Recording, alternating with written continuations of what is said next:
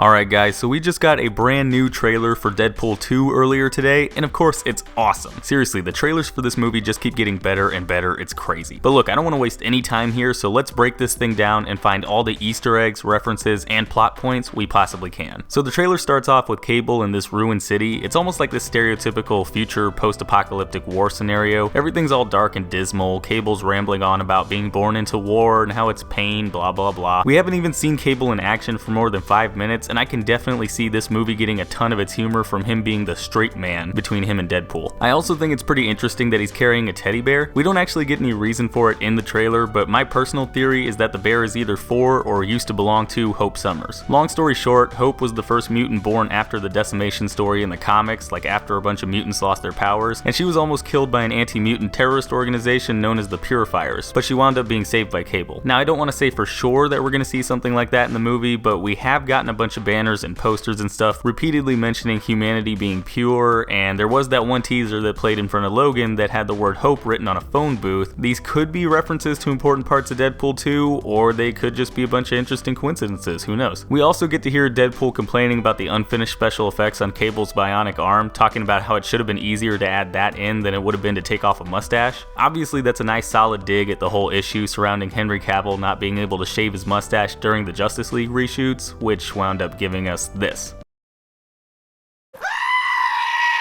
After that, we move into this part where Deadpool's sort of doing his own version of the trailer with a bunch of toys. You gotta love the fact that he's pretty much just reenacting the game Andy was playing in Toy Story, complete with a Woody costume for his action figure and his name on the bottoms of the toys' feet, like in the movie. There's even a couple Infinity War jokes crammed in for good measure, like Deadpool having Toy Cable going, "F it, I'll do it myself," a slightly modified version of the line Josh Brolin has at the end of Age of Ultron. Fine. I'll do it myself.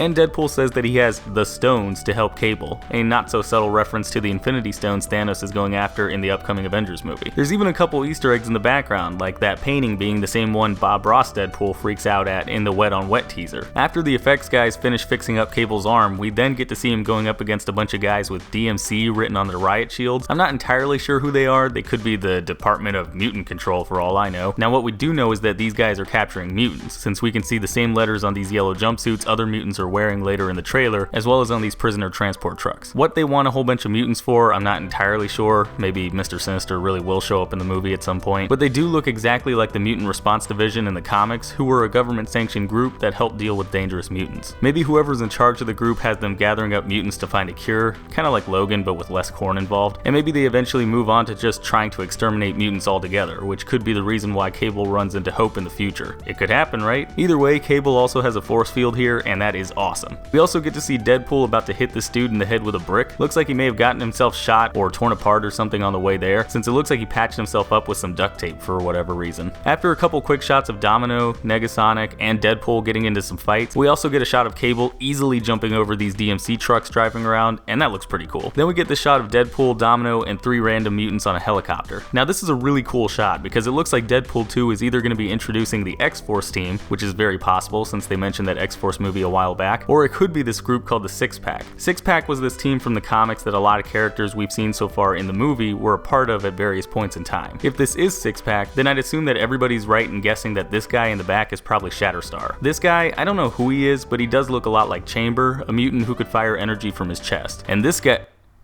Wait a second. Is that motherfucking Terry Crews? Holy shit, I didn't even know Terry Crews was gonna be in this movie. That's fucking awesome. Now the real question is, who is he playing? Well, if this is Six Pack, then it's entirely possible that he could be playing G.W. Bridge, short for George Washington Bridge.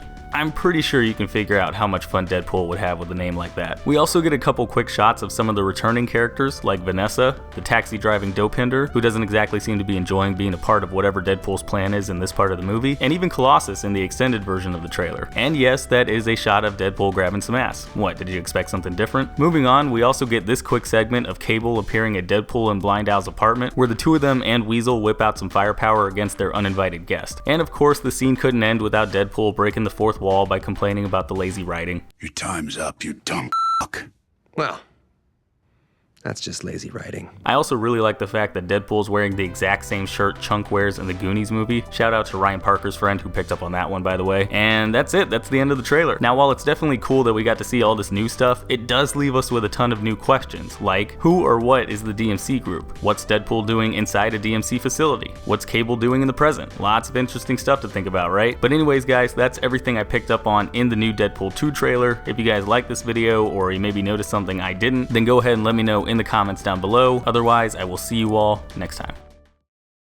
Hey, thanks for watching. If you like this video, then go ahead and click that like button, and if you're new, maybe consider clicking that subscribe button too. I've also got links to my Facebook, Twitter, Twitch, Instagram, and Patreon in the description. You should probably check those out too. And if you want to see more of my content, then you can click the link to my last video. It's right there in the middle of your screen. Alright, and I will see you all next time.